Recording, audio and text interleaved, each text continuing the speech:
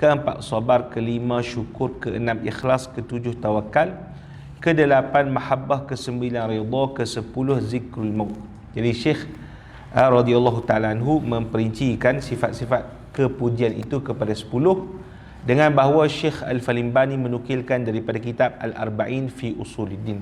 Sayang Al-Arba'in fi Usuluddin tu tak terjemah dalam Jawi, kita baca dah kan. Tapi kalau sebenarnya daripada segi turutan, kalau masyayikh kami baca, yang pertama Bidayatul Hidayah, yang kedua Minhajul Abidin, yang ketiga Al-Arba'in fi Usuluddin, dan seterusnya baru Ihya Ulumuddin. Maka itu dipanggil kebanyakan turutan yang dibaca oleh ulama-ulama lah. Cuma pada tahun 2019, seorang syekh daripada Morocco namanya Syekh Khalid Az-Zahri, dia ada buat satu kajian. Dia kata Minhajul Abidin tak sah nisbah kepada Imam Al-Ghazali. Tu dia punya kajian lah. Dan waktu tu hujah dia sebenarnya kuat juga. Dia kata kita kata sandaran dia tidak cukup dari segi Imam Ghazali tak cerita pada penulisan-penulisan dia sebelum ini. Dan kemudian ulama-ulama yang sezaman dengan Imam Ghazali ataupun yang menterjemahkan biodata beliau tidak menyebutkan tentang kitab tersebut. Itu antara sandaran dia lah. Cuma sandaran kita yang ulama-ulama ni adalah istifadah. Istifadah tu maknanya kemasyhuran nisbah tersebut kepada Imam Al-Ghazali. Dan yang kedua adalah nafas. Nafas tu maknanya cara perbincangan daripada kitab Minhajul Abidin itu dikira macam sama macam nafas Imam Al-Ghazali, perbincangan Imam Al-Ghazali dalam kitab-kitab beliau yang lain. Jadi kita berpegang dengan istifadah lah dalam membacakan kitab Minhajul Abidin. Kata Syekh radhiyallahu ta'ala anhu, fasal al-awwal fi taubah. Fasal pertama pada menyatakan taubat. Adapun taubat itu, maka itu permulaan jalan bagi salikin, yakni permulaan orang yang hendak menjalani kepada Allah Ta'ala, dan miftah sa'adah muridin. Yakni taubat itu anak kunci bagi kemenangan segala muridin. Maksudnya taubat adalah segala permulaan bagi orang yang menjalani jalan kepada Allah Subhanahu Wa Ta'ala. Dan setiap orang berbeza hal taubatnya. Bagi orang kafir, taubatnya adalah dengan mengucap 2 kalimah syahadah. Dan bagi orang yang alpa dan lalai, taubatnya adalah zikrullah contohnya. Dan bagi orang yang membuat maksiat adalah dengan menyesal dan dengan meninggalkan dan berazam tidak melakukan perbuatan maksiat itu. Dan masing-masing perbezaan, maknanya masing-masing daripada setiap orang memiliki cara taubat yang berbeza, bahkan mengiringi, seperti Ustaz sebut sebelum, mengiringi taubat itu pada setiap marhalah perjalanan kita kepada Allah Subhanahu Wa Ta'ala. Kata Syekh, dan membawa ia kepada kasih oleh Allah Ta'ala seperti firman Allah Ta'ala, innallaha yuhibbut tawabin wa yuhibbul mutatahhirin. Jadi kata Syekh, orang yang bertaubat ini menandakan kasih Allah Ta'ala kepada dia. Jadi ulama kata cerminan Allah Ta'ala terhadap seorang adalah perbuatan dia. Jadi kalau kita lihat dia itu orang yang banyak bertaubat, maka Allah Subhanahu Wa Ta'ala akan mengampunkan. Dan mengampunkan itu adalah salah satu daripada tanda kasih Allah Ta'ala kepada seorang. Boleh? Dan macam kita jugalah, kalau orang tengok, macam mana Ustaz kami nak tahu Allah Ta'ala sayang kami? Tengok apa kita buat. Kalau kita suka pada majlis ilmu, kalau kita suka pada amal ibadat, maknanya Allah Subhanahu Wa Ta'ala suka kepada kita. Kan kita sebut dalam hadis yang sebelum ni, hadis wali kan, dan bersentiasalah seorang itu mendekatkan kepada Allah Ta'ala dengan nawafil hatta uhibbah, kata Allah Ta'ala, sehinggalah aku mencintai dia. Jadi kalau kita ni jinak dengan perkara-perkara yang nawafil, amal-amal ibadat yang sunat, maka itu petanda cinta Allah kepada kita. Cukup dah itu. Tak perlu kata, saya rasa macam kosong. Nak azan nak kena tunggu rasa feel ke? Allah Ta'ala ni bukan makhluk nak bayang macam awet feel ni. Faham tak? Kalau kita tak boleh awet, boleh balas mesej kita, I love you, you love me, tak apalah macam tu. Boleh bah? Tapi kita ni dengan siapa? Allah ni Tuhan, Allah ni pencipta kita. Maka cukuplah dengan baginda Rasulullah SAW cerita, cukup dengan apa Allah Ta'ala kata, bahawa apa? Mendapati kita ni kecintaan dia pada apa? Pada setiap amalan yang baik-baik. Maka itu tanda kepada cinta Allah Subhanahu wa ta'ala. Boleh? Artinya bahawasanya Allah Ta'ala itu kasih ia akan orang yang banyak taubatnya dan kasih ia akan orang yang bersuci daripada dosa. Dan sabda Nabi sallallahu alaihi wasallam, at-taibu habibullah, at-taibu minaz zambi kaman la zanba lahu. Artinya orang yang taubat itu kekasih Allah Ta'ala, dan orang yang taubat daripada dosa itu seperti orang yang tiada berdosa.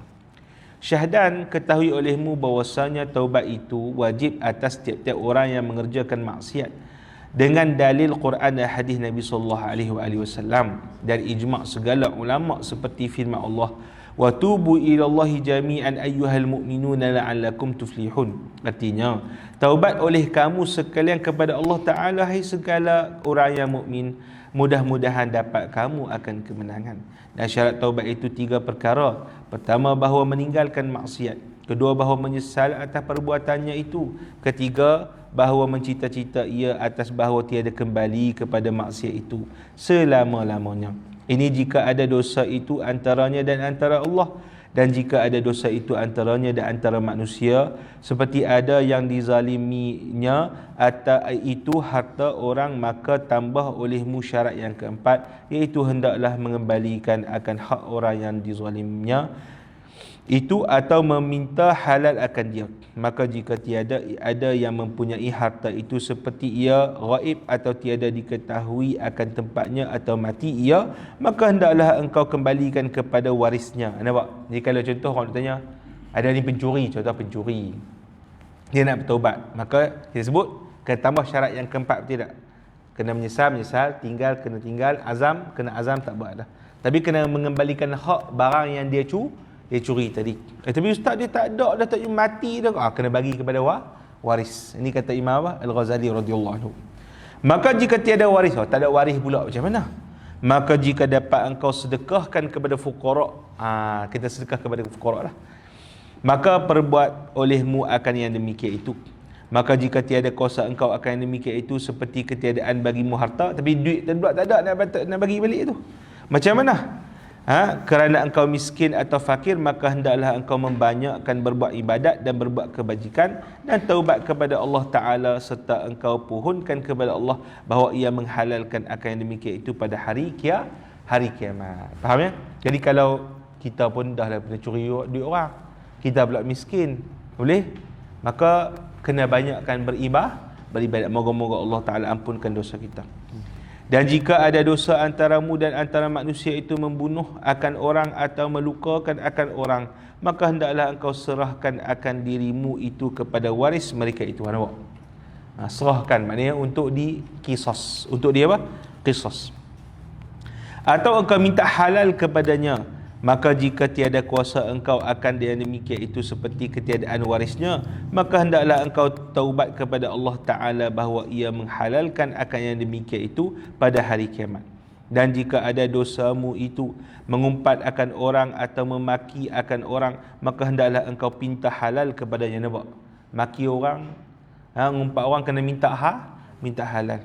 Dia bukan maknanya dosa personal, ni dosa apa? Dengan orang lain. Serta engkau dustakan akan dirimu. Dan jika tiada dapat engkau akan yang demikian itu, maka hendaklah engkau bertaubat kepada Allah Ta'ala bahawa ia menghalalkan akan yang demikian itu pada hari kiamat.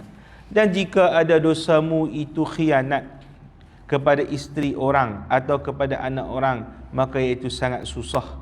Jika engkau meminta halalkan akan yang demikian itu, nescaya membawa kepada fitnah yang terlebih besar. Itu maknanya buat lari bini orang, la ilaha illallah, buat lari anak orang, anak dara orang, mampus. Jadi kalau kita nak minta halal, boleh ke minta halal? Cari pasal ni kena tetap pala mampus lagi, betul tak kan? Dia kata apa? Jika engkau meminta halal akan yang demikian itu, nescaya membawa kepada fitnah yang terlebih besar. Buat fitnah itu musibah yang lebih besar. Orang tetap pala mampus lagi. Daripada demikian itu, maka tiada jalan akan yang demikian itu melainkan taubat kepada Allah Ta'ala. Maksudnya contoh, berzina dengan anak dara orang contoh, wa'azubillah. Maka pada ketika tu senyap, tak payah, tak ada pergi minta halal apa semua. Cukup dengan apa? Minta ampun dengan Allah Subhanahu wa ta'ala. Bahawa menghalalkan akal yang demikian itu pada hari kiamat. Dan jika ada dosamu itu pada agama seperti engkau kafirkan akan orang, ya Allah, atau engkau bid'ahkan akan dia, atau engkau sesatkan akan dia, ya Allah. Ni ingat tu, orang duk sekularkan kita macam-macam kan. Maka iaitu terlebih sangat susah Allah. Maka tiada jalan yang demikian itu melainkan engkau dustakan akan dirimu. Maknanya kita sebut saya salah, saya hak jahat gitu, saya hak tak betul, macam itulah maknanya.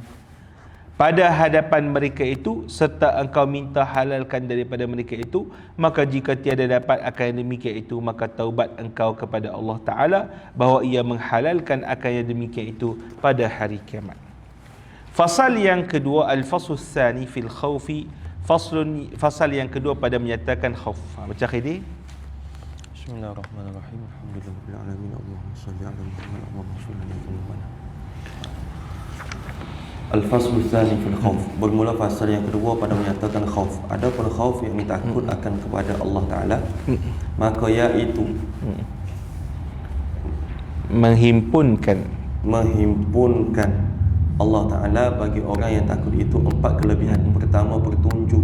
Kedua, rahmat, seperti firman Allah Ta'ala, hudan wa rahmatan lilladzina hum li rabbihim yarhabun. Artinya petunjuk dan rahmat itu sabit bagi mereka itu yang takut kepada Allah Ta'ala. Ketiga, ilmu, seperti firman Allah Ta'ala, innama yakhshallahu min ibadihi ulama. Artinya hanya sungguhnya seorang yang takut akan Allah Ta'ala itu iaitu daripada hambanya yang ulama. Keempat, keredaan, seperti firman Allah Ta'ala, radhiyallahu anhum wa radu anhu dzalika liman khasyiya rabbah. Kelebihan takut. Terus sambung. Artinya redha Allah Ta'ala daripada mereka itu dan redha mereka itu daripada Allah Ta'ala. Bermula yang demikian itu bagi orang yang takut akan Tuhannya, dan demikian lagi dijanjikan oleh Allah Ta'ala bagi orang yang takut akan dia itu dengan syurga. Seperti firman Allah Ta'ala di dalam Quran, wa amma man khafa maqama rabbih wa nahan nafsa 'anil hawa fa innal jannata hiyal ma'wa. Artinya adapun orang yang takut akan maqam Tuhannya dan menegahkan ia akan dirinya daripada yang disukainya, maka bahawasanya syurga itu iaitu tempat kediamannya. Dan firman Allah Ta'ala, waliman khafa maqama rabbih jannatan. Artinya dan bagi orang yang takut akan maqam Tuhannya itu 2 syurga. Jadi kiranya takut ini disebutkan oleh Syekh adalah kelebihan 4. Yang pertama, kasih Allah Ta'ala. Yang kedua apa? Yang pertama apa tadi? Petunjuk. Yang kedua kasih. Yang ketiga apa?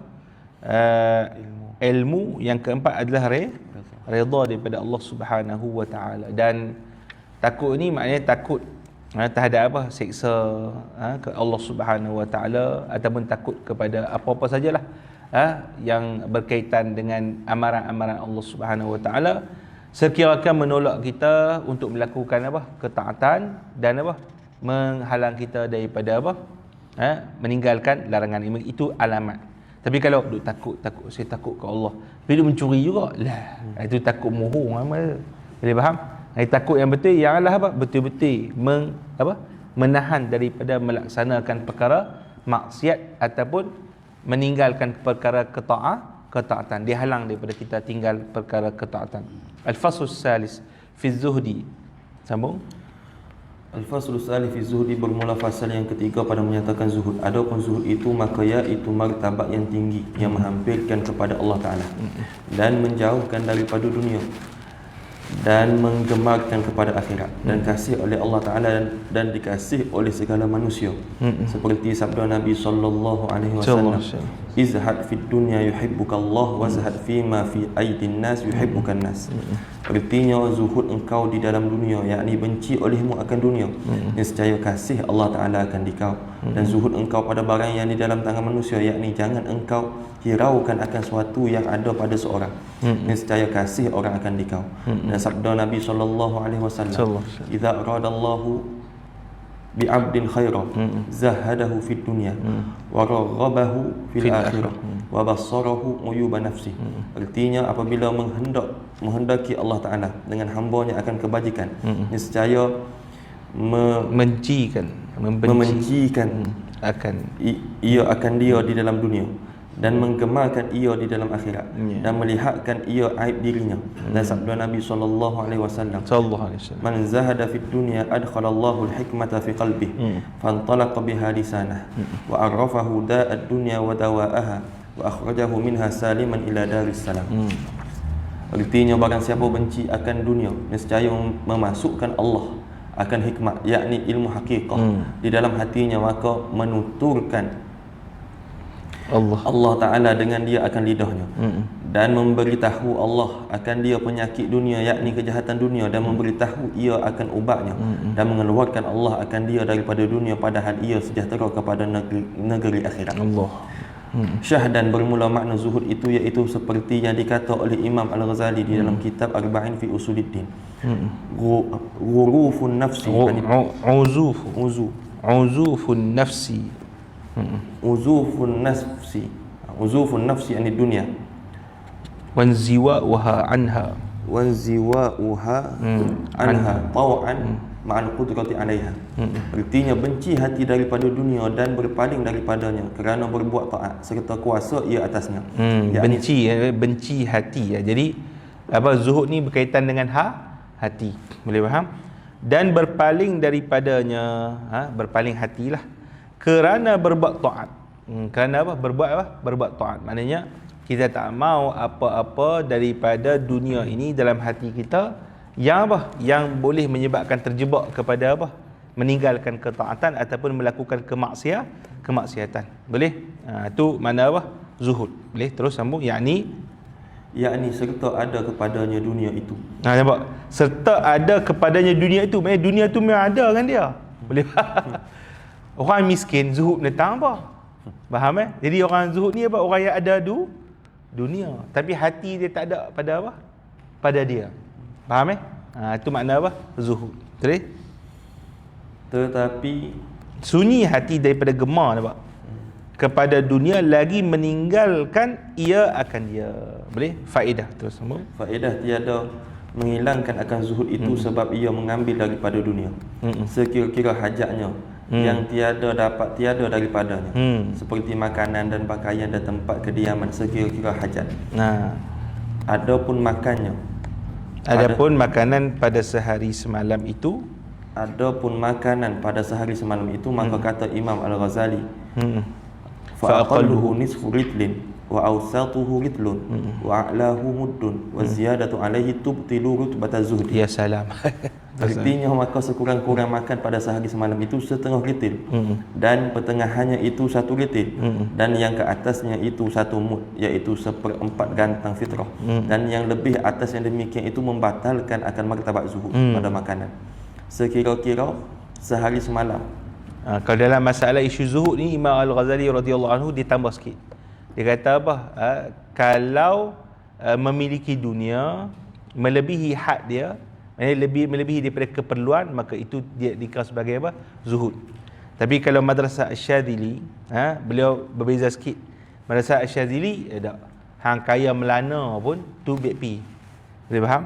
Makan apa pun, zuhud tu maknanya makan apa pun, tapi setiap makan kita itu diiringi dengan syukur, maka dia pun dikira sebagai zuhud. Boleh faham? Jadi Madrasah Syadziliyah ni dia kita panggil ringan sikit lapang sikit lah. Dan setengah-setengah daripada ulama Hadarimah, Sadah Hadarimah, mereka mengatakan bahawasanya Madrasah Syadziliyah ni macam terlalu ringan sangat. Jadi dia lebih suka kepada Madrasah Imam Al-Ghazali. Imam Ghazali ni dia kita kata macam Aziz Walter tu lah.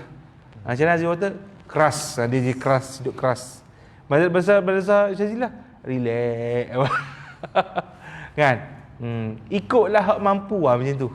Yang penting hati awak sentiasa bersama dengan Allah Subhanahu wa taala. Dan Maulana Syahli pandangan ni memang betul kita baca kitab Imam Al-Ghazali radhiyallahu anhu.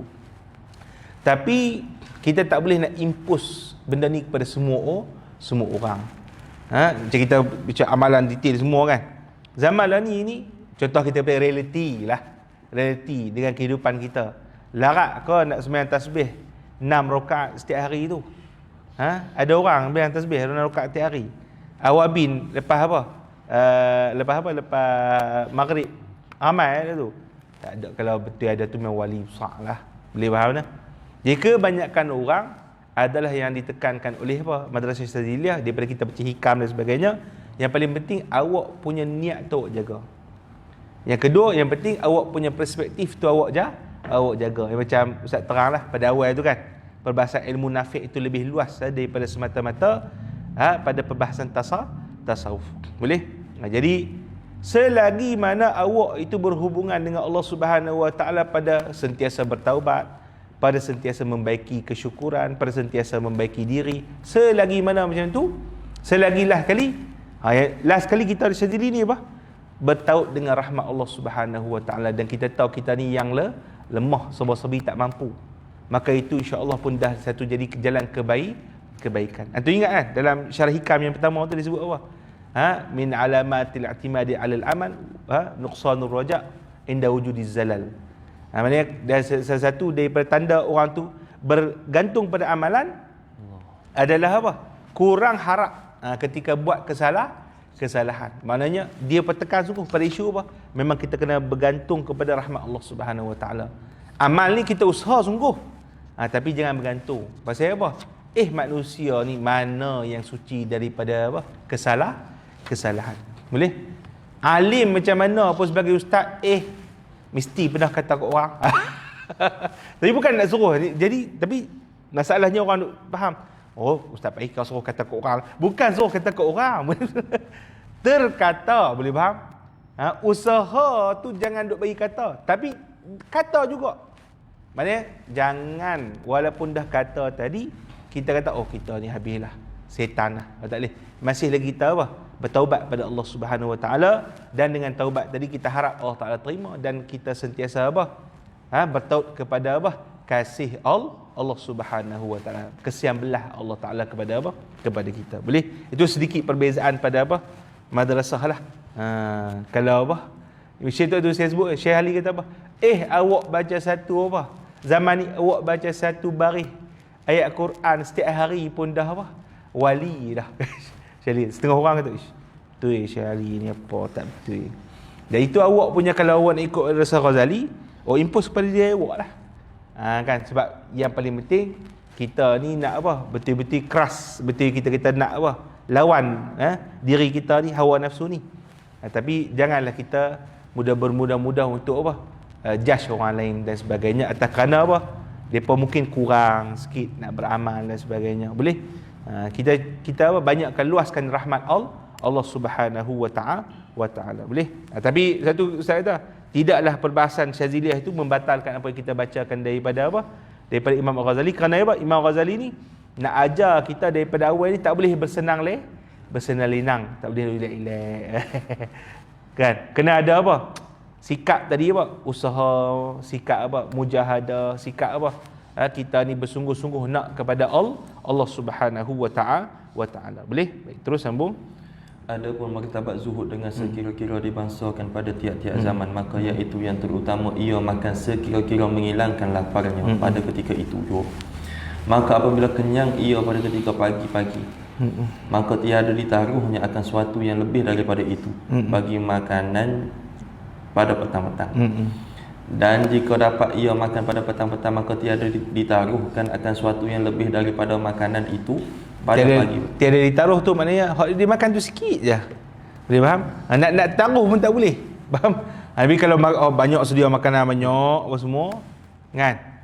Yang tu memang confirm lah akan ada lebihan. Boleh? Terus sambung. Dan martabat yang pertengahan bahawa ia menaruh akan suatu bagi yang dimakannya itu sekira-kira mencukupi sebulan hingga 40 hari.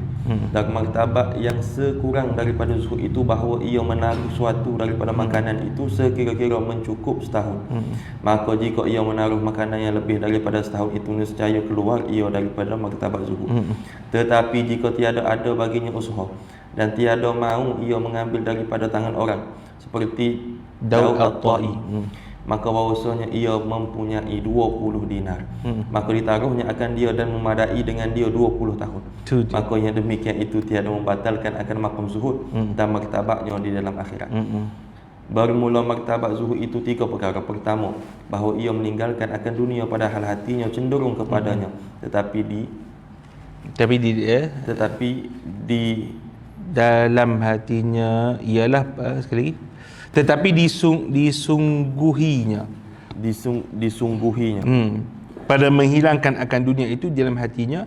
Inilah permulaan zuhud. Maknanya kita wawa itu memang cenderung kepada dunia. Apa alamat cenderung pada dunia ni? Dapat sikit habuan daripada keduniaan ni, kita gembira. Boleh? Hilang sikit daripada keduniaan ni, kita apa? Kita sedih. Tu dia panggil alamat cenderung lah tu. Kan? Oh, hilang RM10. Rasa macam nak demam. Itu maknanya alamat apa? Tak ada zuhud lah tu. Tapi kalau hilang 1,000, relax, buat dek. Itu wali lah tu. Kan? Hilang RM10 demam, tu teruk lah. Boleh? Tapi kita ada rasa macam tu, tapi kita lawan. Itu dipanggil apa? Permulaan bagi apa? Zuhud. Boleh? Terus sambung Kedua, bahawa benci hatinya daripada dunia, lagi tiada cenderung hatinya kepada dunia, kerana mengetahui bahawasanya tiada didapat berhimpun antara dunia dan kesenangan akhirat itu. Ketiga, bahawa tiada cenderung hatinya kepada dunia dan tiada benci daripadanya, tetapi adanya dan tiadanya sama juga. Dan adalah arti zuhud itu padanya seperti air dan khazanah Allah itu seperti laut. Dan tiada berpaling hatinya kepada harta itu sekali-kali, tiada kepada gemarnya, dan tiada kepada bencinya. Dan martabat yang akhir ini iaitu yang terlebih akmal. Tak ada benci. Nak benci pun saya tak boleh, sebab dunia ni daripada siapa? Allah Subhanahu Wa Taala. Betul tak? Jadi yang eloknya adalah apa? Kita tak pandang pun. Yang hanya memandang kita pandang siapa? Allah Subhanahu Wa Taala. Boleh faham dah? Jadi itulah yang akmal. Maka apa? Ulama sebut la yafrah bil mawjud wa la yahzan 'alal mafqud. Tidaklah dia gembira dengan apa yang ada, dan tidaklah dia apa? Sedih dengan apa yang tiada. Kerana apa? Dia memandang semata-mata yang apa? Maha ada, iaitulah Allah Subhanahu Wa Taala. Boleh? Terus sambung. Dan martabat yang terlebih akmal daripada ini zuhud arifin, iaitu tiada berpaling hatinya kepada sesuatu yang lain daripada Allah Taala. Sama ada sesuatu itu daripada dunia atau daripada akhirat. Dan hatinya sungguhnya mereka itu sama-sama berhadap kepada Allah Ta'ala. Tiada hirau kepada dunia dan tiada hirau kepada akhirat. Kerana telah diketahui bahawasanya dunia dan akhirat itu telah ada pada tangannya, dan telah dijanjikan oleh Allah Ta'ala bahawa syurga itu bagi orang yang mukmin yang taat akan dia. Maksudnya dia yakin dengan janji Allah, dia tak lihat benda lain lah. Terus serta tulus ikhlas, seperti firman Allah Ta'ala, Inna Allah ashtara minal mu'minina anfusahum wa amwalahum bi anna lahumul jannah. Artinya bahawasanya Allah Ta'ala itu telah membeli daripada orang yang mukmin itu akan diri mereka itu dan harta mereka itu, dengan bahawasanya bagi mereka itu syurga. Fasal yang keempat, Al-Fasl Rabi' fi Sabri, bermula fasa yang keempat pada menyatakan sabar. Adapun sabar itu maka iaitu sifat kepujian yang dipuji oleh Allah Ta'ala di dalam Quran dengan beberapa ayat, dan berhimpun padanya segala kebajikan dunia dan akhirat, dan adalah Allah Ta'ala itu sertanya seperti firman Allah Ta'ala, fasbiru innallaha ma'as sabirin. Sertanya itu Allah Ta'ala bersamanya, kan? Betul-betul Allah Ta'ala sebut tu innallaha ma'as sabirin. Artinya sabar olehmu kerana bahwasanya Allah itu serta orang yang sabar. Boleh? Dan firman Allah sambung. Dan firman Allah Ta'ala, ulaika alaihim salawatu min rabbihim wa rahmah wa ulaika humul muhtadun. Artinya bermula mereka itu yang sabar itu sabit atas mereka itu selawat daripada Allah Ta'ala, yakni ampun daripada Allah Ta'ala dan rahmat daripadanya, dan mereka itulah orang yang dapat petunjuk daripada Allah Ta'ala. Dan firman Allah Ta'ala, wala najziyanna alladhina sabaru ajrahum bi ahsani ma kanu ya'malun. Artinya Dan aku balas akan orang yang sabar itu akan pahala mereka itu dengan yang terlebih baik barang yang diperbuat oleh mereka itu akan dia. Dan firman Allah Ta'ala, innama yuwaffas sabiruna ajrahum bighairi hisab. Artinya hanya sahaja disempurnakan akan orang yang sabar itu akan pahala mereka itu dengan tiada boleh dikira-kirakan akan banyaknya itu. Dan firman Allah Ta'ala, waja'alna minhum a'immatan yahduna bi amrina lamma sabar. Artinya, dan aku jadikan daripada mereka itu akan beberapa imam yang memberi petunjuk mereka itu akan manusia dengan suruhku tak kala sabar mereka itu.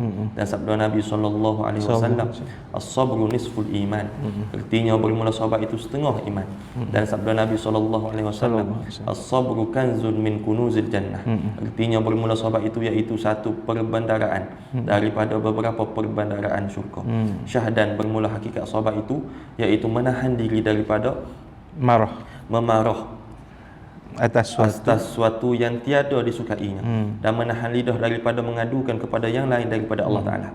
Bermula kita tak suka, pertama kita tak suka buat taat, contoh nak sembahyang, memang tak suka sembahyang contoh kan, tapi kita lawan, kata buat sembahyang juga, sabar daripada apa, daripada kita mengeluh, sama daripada kita buat beban, faham, daripada melakukan apa, ketaatan. Begitulah juga bila kita ni dah biasa buat maksiat, nak berhenti buat daripada maksiat tu, diri kita jadi beban, diri kita tahan daripada apa, ikut perangai apa dipanggil diri kita tadi.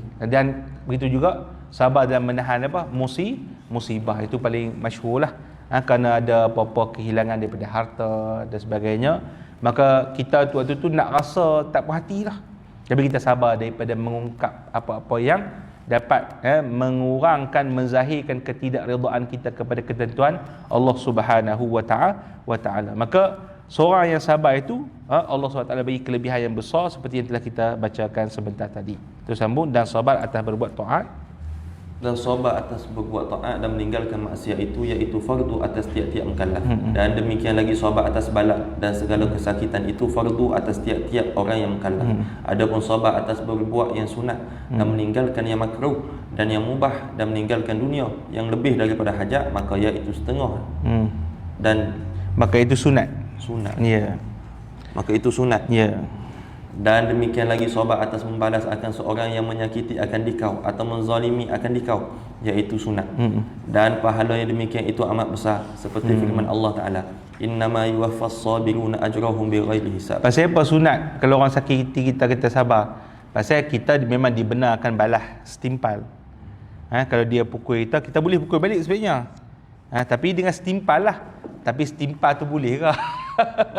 Contoh dia pukul kita kan, macam mana kita nak ukur? Pukul yang kita nak bagi kat dia tu sama sakit macam dia bagi kat kita? Tak boleh, payahlah. Sebab tu kita eloknya apa? Bersabar. Maknanya Allah Ta'ala ganti kezaliman yang dia buat kat kita, kesakitan yang dia buat kat kita tu dengan apa? Pahala. Boleh?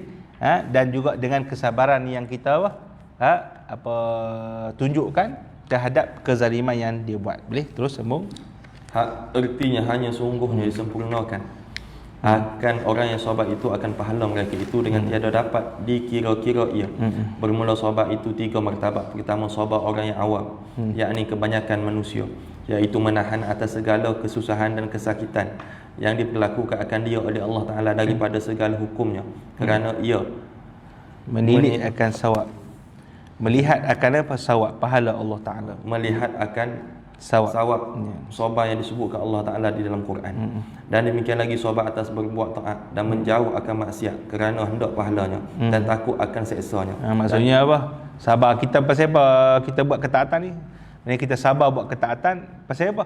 Pasal kita harapkan nikmat daripada Allah ataupun takutkan kepada azab Allah ni dipanggil sabar orang awam. Terus kedua sabar orang yang muridin, telah ringan di dalam hati mereka itu atas segala kesusahan dan kesakitan yang demikian itu, kerana menilik mereka itu dengan mata hati mereka itu akan suatu yang datang kepadanya itu semuanya itu daripada Allah. Yang tadi kerana melihat apa?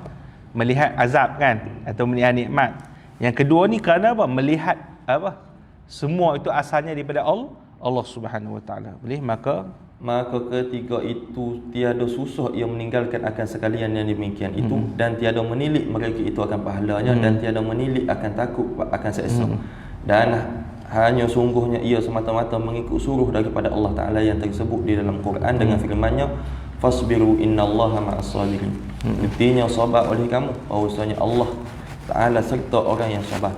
Dan ketika sabar, dan ketika sabar zahidin, dan sekalian, dan salikin, dan ketika sabar zahidin dan salikin, iaitu sabar ketiga orang yang sabar, zahidin dan salikin, iaitu sabar atas segala hukum Allah Ta'ala yang datang atas mereka itu, serta berlepas mereka itu daripada ikhtiar dan tadbir ikhtiar dan juga tadbir. Maka depa ni kesemua serah kepada Allah Subhanahu wa ta'ala. Boleh? Mana ikhtiar dan tadbir yang disebutkan oleh ahli sufi ini merujuk kepada merujuk kepada hati. Hati mereka memang menyerahkan kepada Allah Subhanahu wa ta'ala. Bukan maksud ikhtiar dan tadbir ni seperti yang kita faham, lepas ni tak payah mesyuarat lah, nak buat plan strategik, nak plan apa, tak payah buat. Bukan maksud itu. Boleh faham? Kan kita kadang-kadang kan duk plan, insya-Allah nak menikah sekian-sekian, jadi akan target dapatkan simpanan 20,000 sekian begitu. Itu bukan maknanya tadbir yang dibincangkan oleh sufi ni.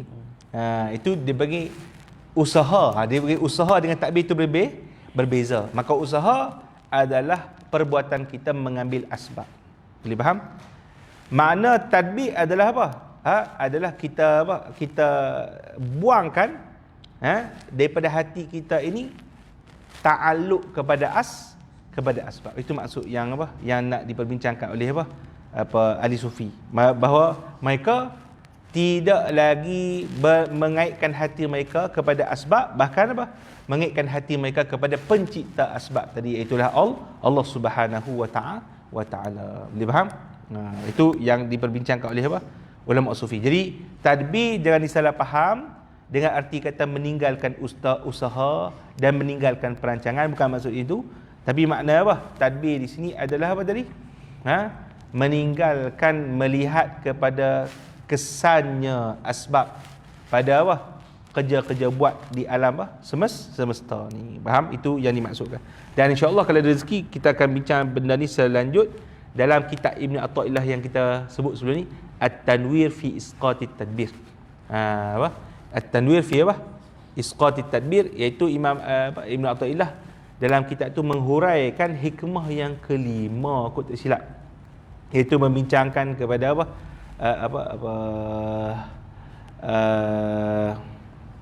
ijtihaduka fima dumina laka wa taqsiruka fima tuliba mink dalilun ala intimasi basiratin mink. Itu Ibn Al-Askandari sebut itu.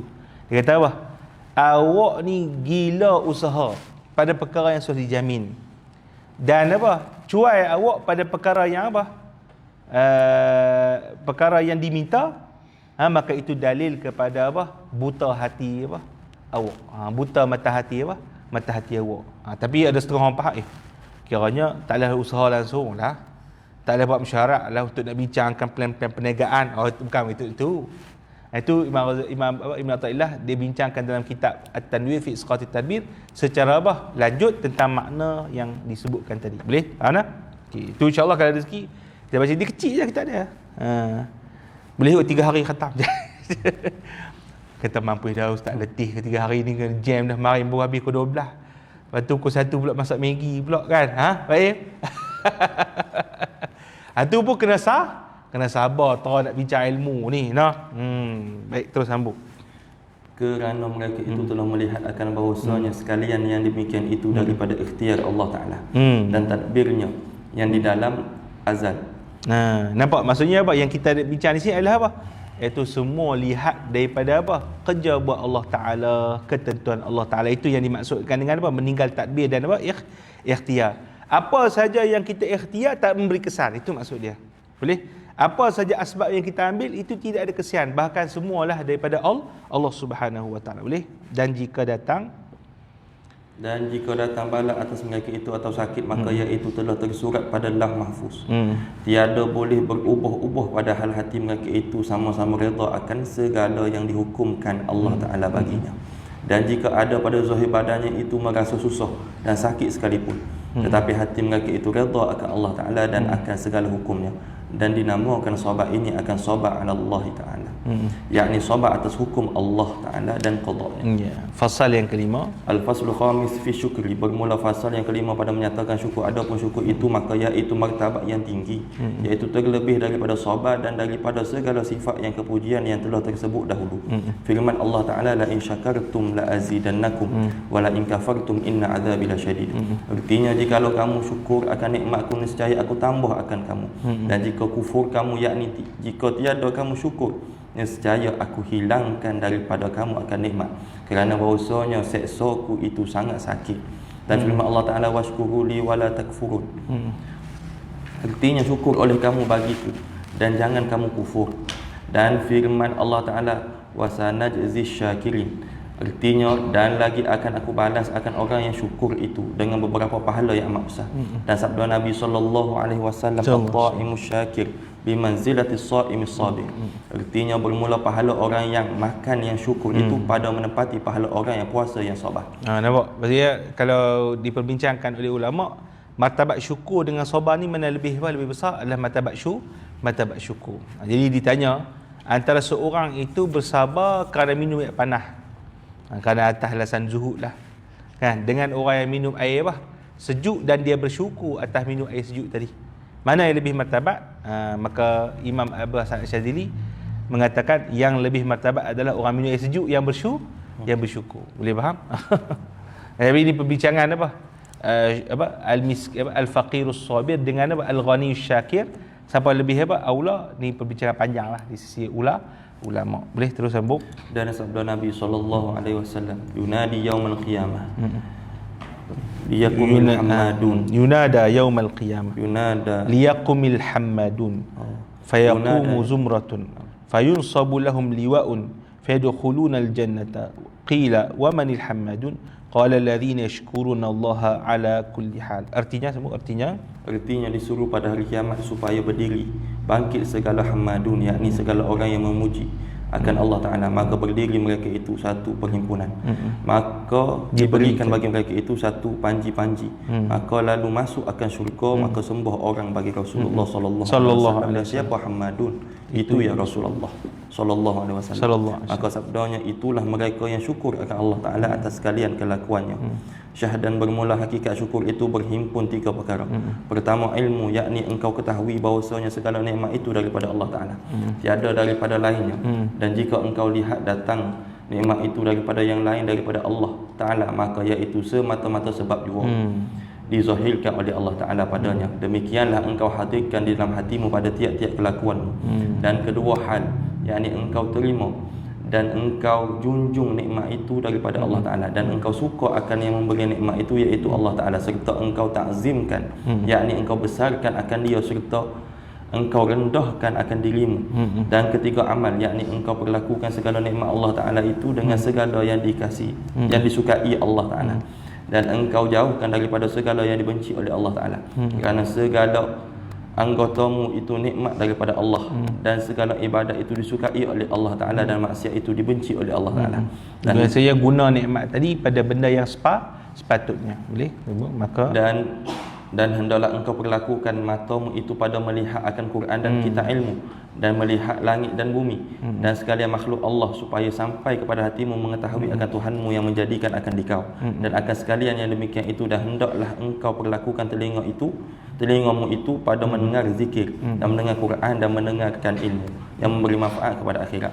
Dan jangan engkau dengarkan segala yang haram dan segala yang makruh dan segala yang sia-sia. Dan hendaklah engkau perlakukan lidahmu itu agar akan zikir Allah dan membaca Quran dan mengucap syukur dan alhamdulillah bagi Allah Ta'ala, kerana menzahirkan akan syukur daripada nikmat yang datang kepadamu dan demikian lagi segala anggotamu daripada tanganmu dan kakimu dan lainnya.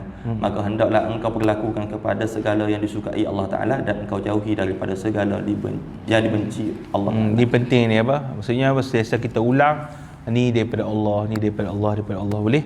Kemudian dengan tu hadir rasa apa? Ta'zim terhadap apa? Apa yang kita dapat daripada nikmat. Kemudian yang ketiga, tak cukup daripada tu, kena apa? Gunakan nikmat tadi kepada jalan kebaikan. Terus fasal yang ke-6, Al-Faslu Sadis fil Ikhlas was Sidq. Bermula fasal yang ke-6 pada menyatakan ikhlas dan benar. Adapun ikhlas dan sidq, sidqu itu maka iaitu sifat yang kepujian yang dipuji oleh syarak dan tiada diterima oleh Allah Ta'ala akan ibadah seorang itu melainkan dengan ikhlas, seperti firman Allah Ta'ala, wa ma umiru illa liya'budullaha mukhlisin. Artinya tiada disuruh Allah Ta'ala akan mereka itu kerana berbuat ibadat padahal ia ikhlas di dalam hatinya, yakni tiada diterima oleh Allah Ta'ala akan ibadat seorang hambanya itu melainkan dengan ikhlas semata-mata kepada Allah Ta'ala. Dan jangan engkau sekutukan akan ibadat itu dengan yang lain daripada Allah Ta'ala seperti riak dan sum'ah dan ujub dan barang sebagainya. Dan firman Allah Ta'ala, ala lillahi dinul khalis. Artinya adakah tiada bagi Allah agama yang khalis, yakni tiada ada bagi Allah Ta'ala itu melainkan agama yang suci. Dan sabda Nabi SAW di dalam hadis qudsi, yaqulullahu ta'ala al-ikhlasu sirrun min asrari istauda'tuhu qalba man ahbabtuhu min ibadi. Artinya firman Allah Ta'ala bermula, ikhlas itu satu rahsia daripada beberapa rahsiaku yang aku taruhkan akan dia di dalam hati seorang yang aku kasih akan dia daripada hamba. Maksudnya dia kata ikhlas tu rahsia. Kita tak tahu hakikat ikhlas tu macam mana. Kita duk kadang-kadang kita duk kata kita ikhlas dah. Boleh kata je lah kan.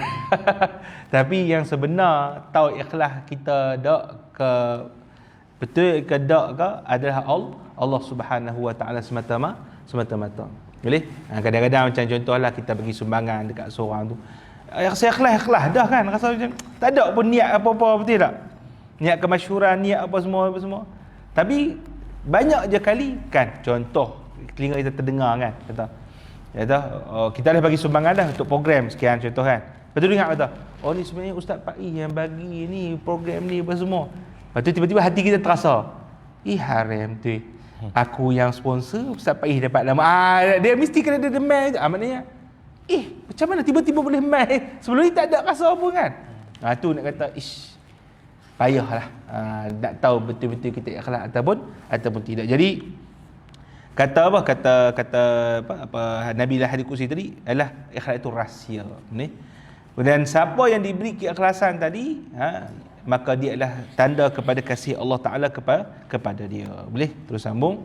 Dan sabda Nabi SAW, akhlis dinaka yakfikal amalul qalil. Artinya ikhlas engkau akan agama memadalah akan dia akan dikau amal yang sedikit. Dan sabda Nabi SAW, innallaha azza wa jalla la yaqbalu minal a'mali illa ma kana lahu khalisan wa ibtigha'a wajhihi. Artinya bahawa Allah azza wa jalla tiada menerima daripada segala amal melainkan yang ada baginya ikhlas dan berkehendak kerana zat Allah Ta'ala. Syahadan bermula hakikat ikhlas pada istilah lughah, iaitu menyuci suatu yang bercampur dengan suatu yang lain. Maka apabila suci suatu itu daripada yang mencampuri itu, maka dinamakan khalis. Dan dinamakan perbuatan orang yang menyuci itu ikhlas. Ini dari segi bahasa lah, seperti firman Allah Ta'ala, yakhruju min baini farthin. Yakhruju min baini farthin wa damin. Yakhruju min baini farthin wa damin labanan khalisan sa'iran lisyaribin.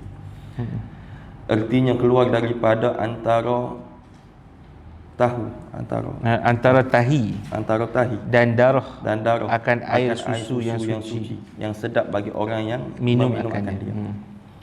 Adapun hakikat ikhlas itu pada istilah syarak, maka iaitu seperti yang kata Ibrahim bin Adham, al-ikhlasu sidqun niyati ma Allah azza wa jalla. Artinya bermula ikhlas itu iaitu benar niat serta Allah azza wa jalla. Dan kata Ruwaim ya, al-ikhlasu fil amal huwa an la yurida sahibuhu alaihi iwadan fid darain. Artinya bermula ikhlas di dalam amal itu, iaitu bahawa tiada berkehendak orang yang mempunyai amal itu atas amalnya itu akan balas di dalam dunia dan di dalam akhirat. Yang ni jangan berkehendakkan amalnya itu melainkan semata-mata kerana Allah Ta'ala. Inilah dinamai ikhlas siddiqin. Dan orang yang arifin ketahui. Dan orang yang arifin maksudnya apa? Tak ada nak balasan dunia dan akhirat. Dunia dan akhirat terus tu. Kalau kita tak ada balasan dunia tu, maklumlah ni syurga pun tak mau. Subhanallah. Yang ni kira apa? Ikhlas orang-orang yang arif. Dia hanya nak Allah Subhanahu Wa Taala semata-mata. Boleh? Dan ketahui olehmu bahawa lafaz siddiq itu diistikmalkan pada 6 tempat. Pertama, siddiq pada perkataan, yakni benar perkataan pada sekalian masa. Ni penting. Sambung. Dan pada sekalian kelakuan. Kedua, siddiq pada niat, yakni benar pada niat, iaitu bahawa semata-mata di dalam niatnya itu membawa kepada yang kebajikan. Maka apabila ada dalam niatnya itu bercampur dengan sesuatu yang lain daripada kebajikan itu, nescaya hilang nama benar niat itu. Ketiga, siddiq pada azam, yakni benar pada cita. Maka barang siapa mencita-cita akan harta supaya dapat memberi sedekah atau mencitakan menjadi raja supaya ia berbuat adil atas rakyat, maka jika tetap citanya itu dan tiada berubah-ubah, maka iaitu dinamai benar pada citanya. Dan jikalau berubah-ubah citanya itu, maka iaitu tiada dinamai benar pada citanya itu. Keempat, siddiq fil wafa bila azmi, yakni benar pada menyempurnakan dengan yang dicitanya itu, iaitu bahawa tiada ia menyalahi akan citanya itu pada menyempurnakan akan dia, seperti firman Allah Ta'ala, rijalun sadaqu ma ahadullah alaih. Artinya beberapa orang laki-laki yang benar mereka itu menyempurnakan barang yang menjanjikan mereka itu akan Allah Ta'ala atas suatu. Kelima, siddiq fil a'mal, yakni benar pada segala amal seorang pada zahirnya dan pada batinnya, seperti ada ia bersamaan perbuatan anggotanya yang zahir itu dengan yang di dalam hatinya. Maka jika tiada bersamaan zahirnya dan batinnya, maka iaitu riak namanya. Keenam, sidqun fil maqamat, yakni benar pada segala maqam. Dan murad dengan maqam itu iaitu amal yang batin seperti khauf dan raja dan redha dan tawakal dan yang lainnya daripada segala amal yang batin yang tersebut dalam bab yang kelima ini. Seperti ia mengetahui makna khauf dan makna raja dan lainnya itu, seperti dosanya sekalian itu, serta dirasanya sekalian itu, serta dirasanya sekalian itu dalam hatinya, yakni telah jadi segala sifat yang demikian itu akan taliatnya. Jadi pertama tentang istilah sidqu dengan ikhlas. Kata Masyayikh kami, sidqu dan ikhlas ini umum wa khusus mutlak. Maksudnya semua ikhlas adalah sidqu, dan bukan semua sidqu adalah ikhlas. Boleh? Jadi kita kata ikhlas tu lebih khusus, boleh? Sidqu tu lebih umum. Sidqu itu lebih lebih umum, boleh faham? Sidqu ikhlas adalah sidqu yang berkait dengan niat. Nombor apa dia bagi tadi? Sidqu yang berkait dengan niat nombor apa? Nombor 2 kan? Itu je. Jadi ikhlas adalah sidqu yang berkait dengan niat. Kejujuran pada pada niat. Boleh? Tapi sidqu itu sendiri dia merangkumi ke semua. Ada sidqu benar pada amalan. Janganlah hang ni amalan yang hang buat tadi bercanggah dengan dengan apa yang ada dalam hati awak. Boleh faham? Ada sidqu pada perkataan, jujur pada perkataan. Maka janganlah perkataan kita ini bercanggah dengan hakikat realiti. Boleh faham? Ada sidqu pada maqamat, maknanya jangan sekadar kita duk bercakap-cakap pasal tasawuf apa semua kan. Oh ni kena takutkan Allah. Dak hang rasa dak takut ke Allah tu. Kalau tak rasa maknanya muhunglah. Sembang kari nama dia. Boleh faham? Baik, terus sambung. Okey. Al-faslus sabi' fit tawakkul. Faslus sabi', ya. Bermula fasa yang ketujuh pada menyatakan tawakal. Adapun tawakal itu, maka iaitu sifat kepujian yang dipuji oleh syarak seperti firman Allah Ta'ala, innallaha yuhibbul mutawakkilin. Artinya bahawasanya Allah Ta'ala itu kasih akan orang yang tawakal akan dia, yakni orang yang berpegang kepadanya. Dan firman Allah Ta'ala, wa 'alallahi fatawakkalu in kuntum mu'minin. Artinya dan atas Allah Taala kamu berpegang jika ada kamu percaya akan Allah Taala. Dan firman Allah Taala, wa may yatawakkal 'alallahi fahuwa hasbuh. Artinya barang siapa berpegang atas Allah Taala maka iaitu memadai akan dia. Memadai akan dia. Dan firman Allah Taala, innal ladzina ya'buduna min dunillahi la yamlikuna lakum rizqa fabtaghu indallahi rizqa. Artinya bahawa seorang yang menyembah ia akan Tuhannya yang lain daripada Allah Ta'ala padahal tiada memilikkan mereka itu akan rezeki bagi kamu, maka hendaklah kamu kehendak akan rezeki itu pada Allah Ta'ala. Yakni jangan kamu berpegang kepada yang lain daripada Allah Ta'ala pada memberi rezeki akan kamu, maka hanya sahaja berpegang kamu kepada Allah Ta'ala pada memberi ia akan rezeki akan kamu. Seperti sabda Nabi sallallahu alaihi wasallam, law annakum tatawakkaluna 'ala Allah haqqa tawakkulih la razaqakum kama yarzuqut tayra taghdu khimasan wa taruhu bitanan. Artinya jikalau bahawasanya kamu berpegang atas Allah Ta'ala sebenar-benar pegang, nescaya memberi rezeki ia akan kamu seperti memberi rezeki akan burung, padahal pagi-pagi ia lapar dan petang-petang ia kenyang.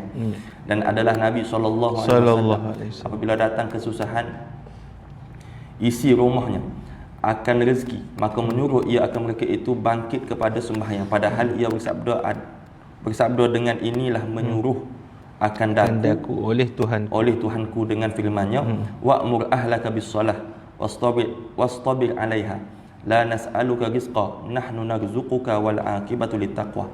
Artinya dan suruh olehmu akan ahlimu, yakni orang yang isi rumahmu dengan mendirikan sembahyang, dan suruh sabar atasnya.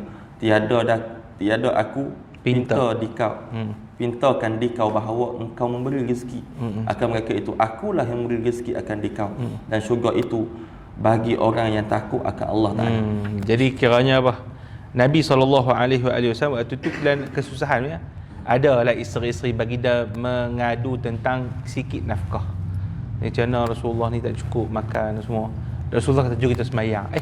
Patutnya apa? Fikir cara nak dapatkan apa? Rezeki lah. Jadi Nabi nak ajar kepada kita bahawasanya apa? Berkenaan dengan luah rezeki, kurang rezeki, maka apa? Jangan kita jadikan perkara yang menyibukkan hati kita. Serahkan benda tu kepada Allah Subhanahu Wa Taala. Tugas kita apa? Kita minta pada Allah. Yang kedua, kita usaha. Boleh faham? Nak usaha tak kat mana?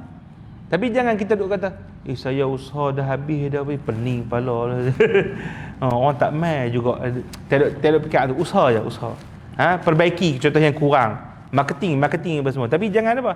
Ada hati rasa gundah gelana risau. Risau tu lah yang apa? Yang tak elok. Boleh faham? Kena ada rasa yakin. Boleh? Terus sambung. Syah dan bermula hakikat. Macam tadi ada burung tak ada burung duk mengadu kat Facebook ke? Tak ada kan? Jadi burung terus dia buat kerja dia.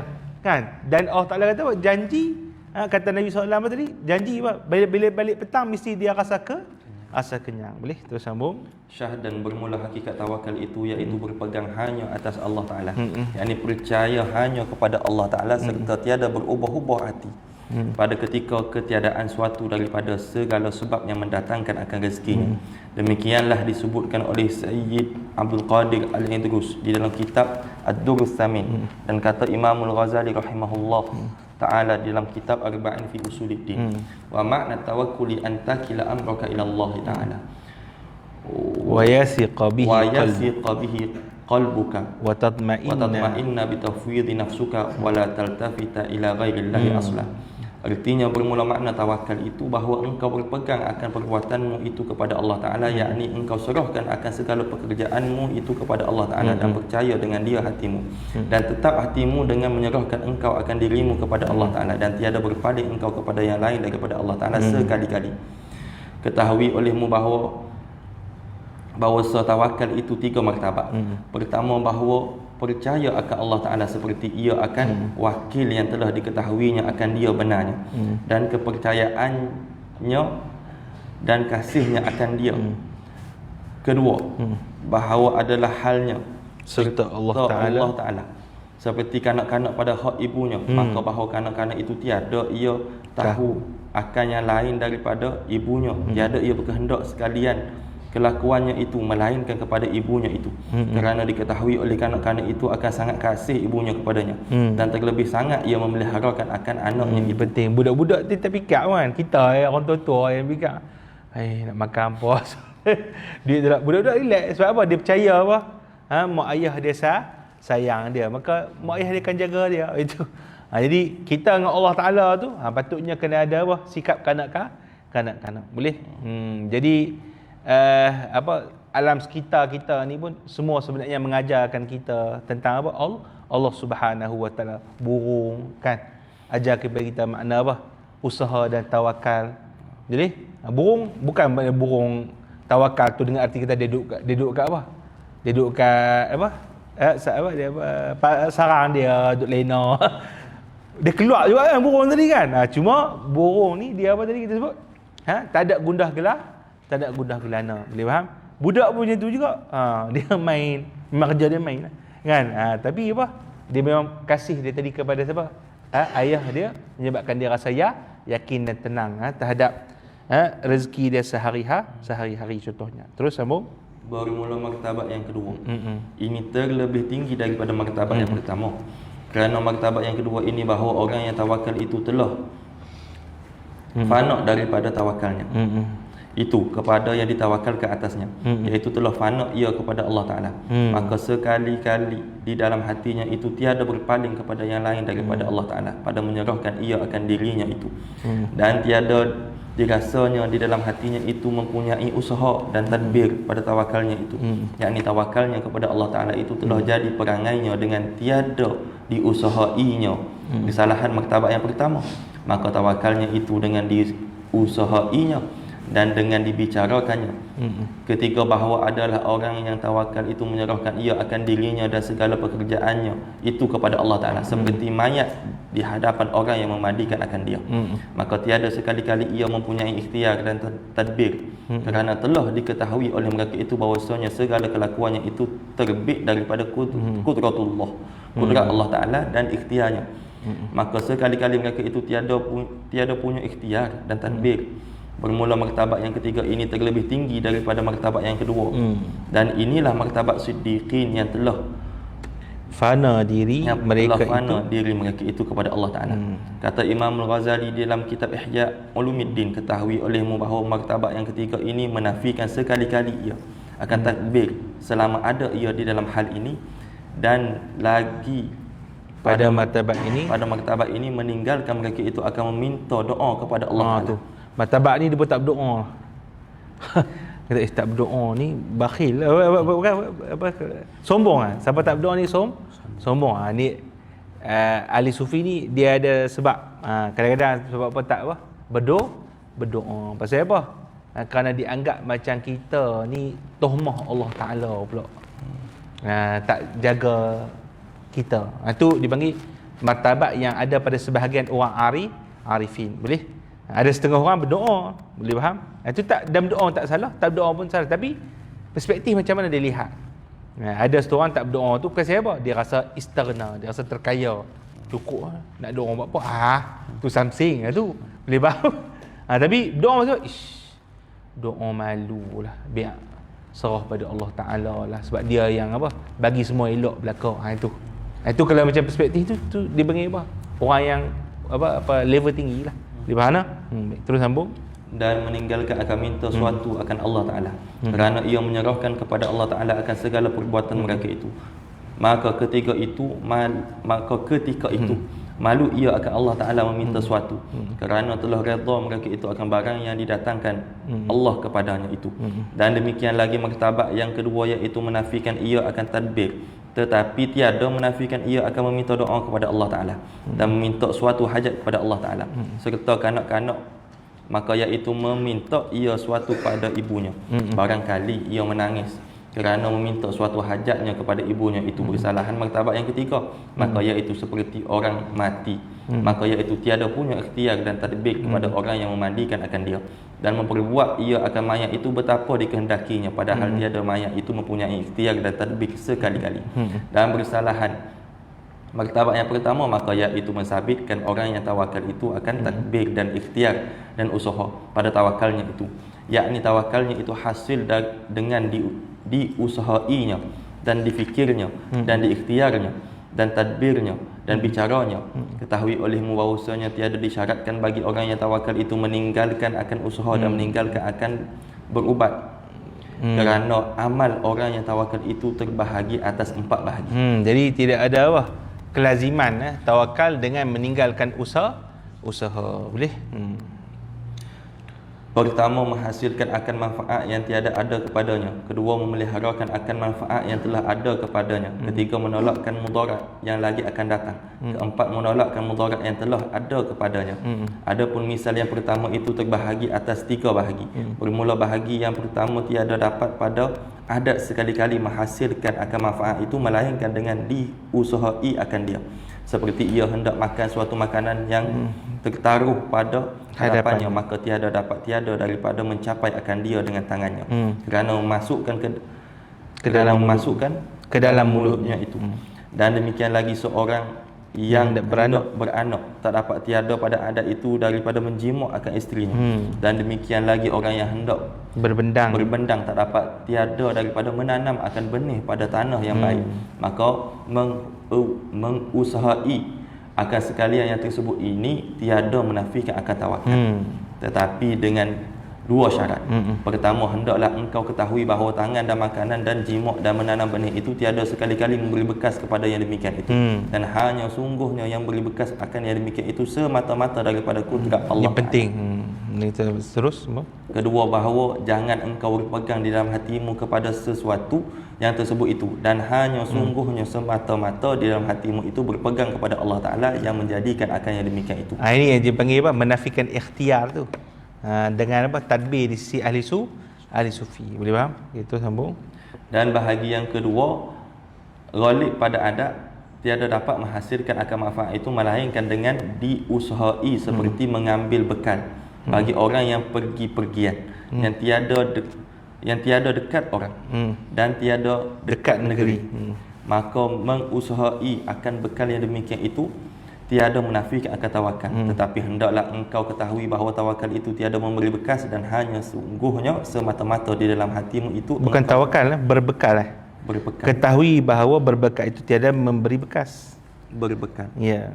Dan hanya sungguhnya semata-mata di dalam hatimu itu engkau berpegang kepada Allah yang menganugerahi akan dia, akan dikau pada bekal itu, daripada bekal itu.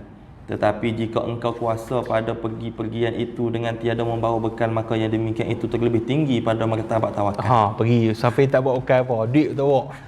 Berani. Tak berani juga kita. Tapi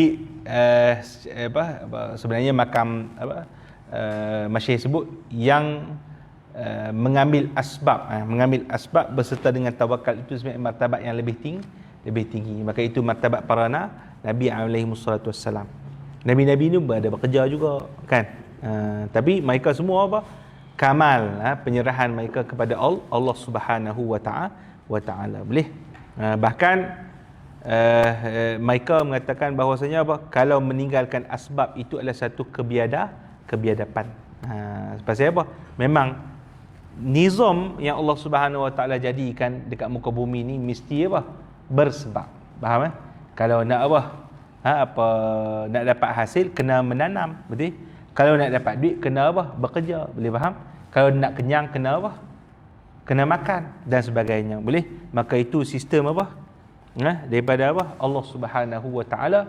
Maka kita dengan atas dasar bertawakal dan mengambil asbab kerana apa tadi? Kerana menghormati, mentakzim akan sunan Allah Ta'ala dalam alam ini, maka itu lebih tinggi martabatnya di sisi para arifin. Terus sambung. Dan bahagi yang ketiga, ghalib pada adat itu dapat menghasilkan akan manfaat itu dengan tiada usaha akan dia.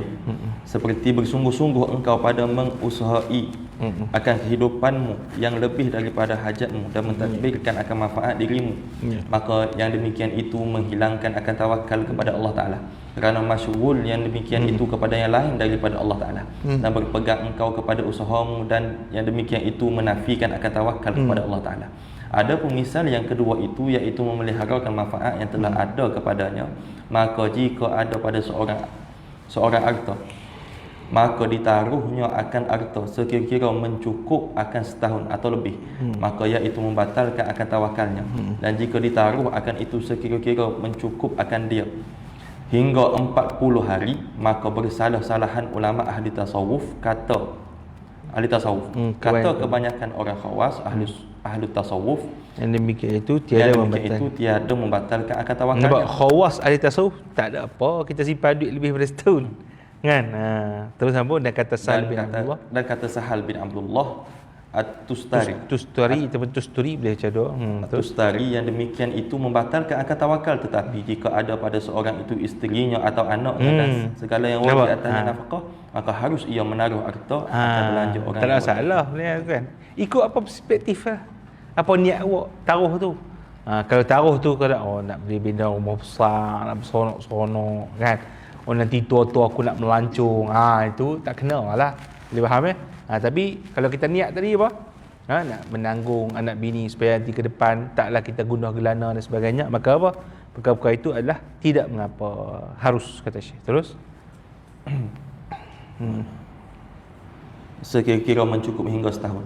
Dan demikianlah diperbuat oleh Rasulullah pada hak isi rumahnya, kerana yang demikian itu tiada membatalkan tawakalnya. Adapun pada hak dirinya, maka iaitu tiada menaruh ia akan makanan pagi-pagi itu.